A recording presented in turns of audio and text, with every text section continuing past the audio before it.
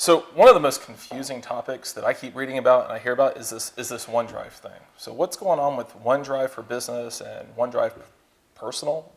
We see the acronym ODB a lot, and we hear about OneDrive for Business and we hear about OneDrive Personal. Really, about the only thing they have in common is the name, OneDrive. OneDrive for Business is really just Groove under the hood. Okay. Actually, if you go into the file system and you look, you'll actually see Groove.exe, and it is still the Groove engine that's running the OneDrive for Business. OneDrive for Personal is what used to be Windows Live Mesh. It's just an evolution of Windows Live Mesh. So that's the big difference. So you really have two different engines. I mean, OneDrive Personal is focused on synchronizing entire directories on my machine up to the cloud that I could then access from a Android phone, a Windows phone, your any device you have. OneDrive for Business is focused on synchronizing with what used to be your My Site, so that My Site library. And then OneDrive for Business also gives me the ability to synchronize document libraries and like team or project sites. So they're two very different things, and they do have to be managed differently. This conversation, I think, will probably be focusing a lot more on OneDrive for Business, which is what our customers and partners are most interested in. So is OneDrive really OneDrive then? I mean, from what you're saying, it doesn't really sound like it's. Well, yeah, OneDrive is really one place. Okay. So we're going to focus on OneDrive for Business. It really is a single client that gives me the ability to synchronize SharePoint Online or OneDrive libraries so that I can access that information from anywhere, whether it's a mobile client, it's on my Windows laptop.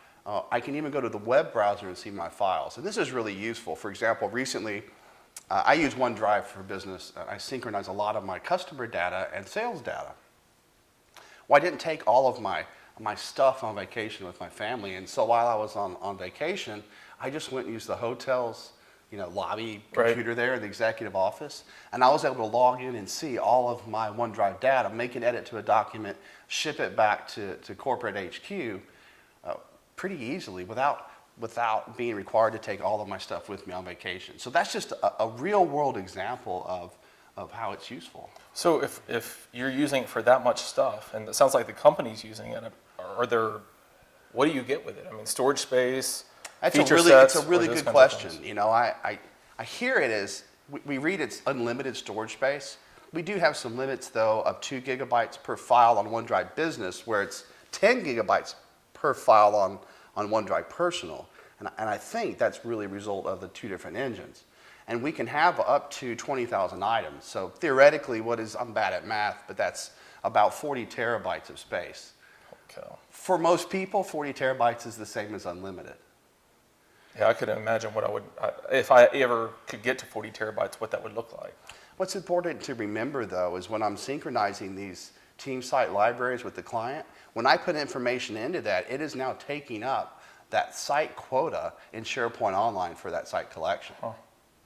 Interesting. So if you're putting all of that stuff in there, right, and you've got 40 terabytes, obviously there's got to be some governance and security related issues, I would think. Well, I would say that's getting a lot better. Okay. We now have, for example, we can use information rights management inside of the OneDrive for Business. So if I have a file that I want to secure, I can use IRM, that information rights management, to secure it. And we can do things like assign people to that file that can only open it or print it or email it. We can even block the ability to forward that in an email. So IRM is one of those key ways we can to manage that space.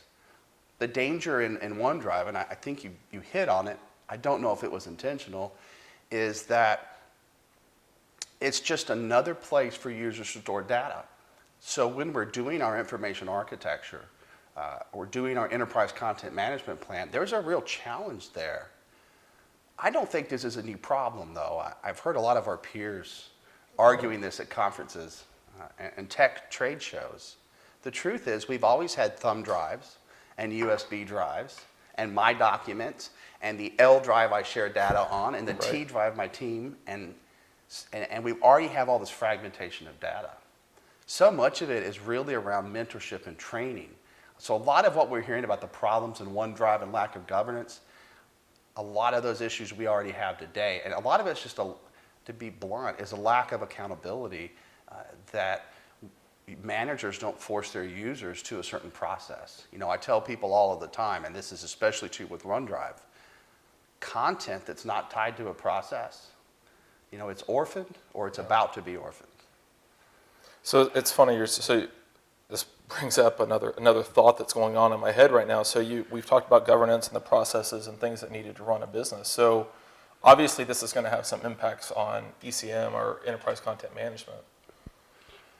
Well, I think it does. I think it's about training and mentoring users when to use the correct tool. If this is part of a project where I'm collaborating with a lot of people, then I need to put that information into the project site, into the project library.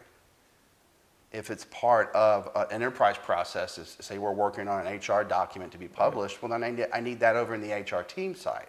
You know, my OneDrive would be the incorrect location. But this is no different than today where we're trying to get people to use the correct libraries or sites instead of their My Documents. Okay. So OneDrive for Business then.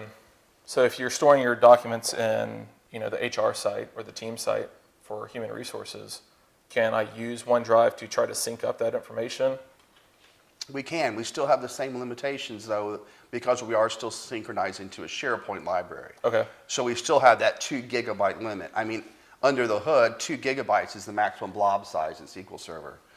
There's nothing that magically changes in SharePoint Online to make that limit go away.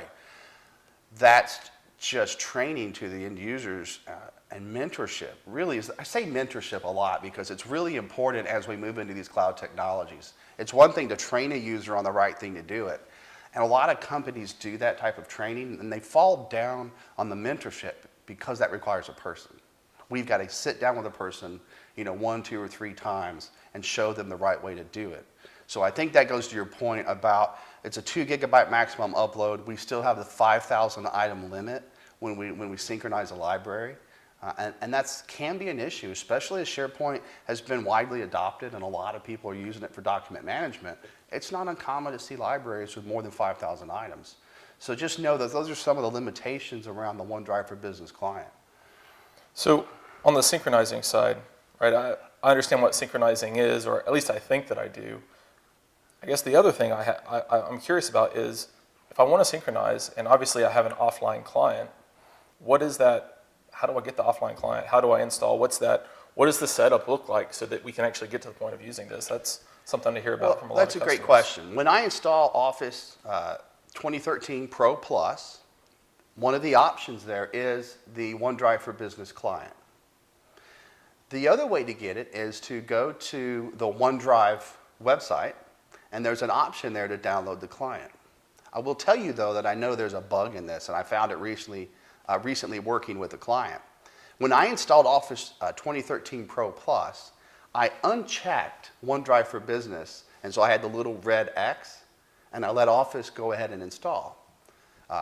When I went and clicked on the OneDrive website to install my client, it came back and said, OneDrive's already installed on this computer. What it actually meant was the binaries are there, but it's not enabled.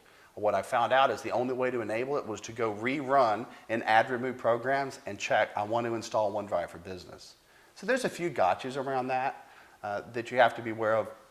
But I think in a well-managed deployment plan, we would deploy it as part of the 2013 Office Pro Plus.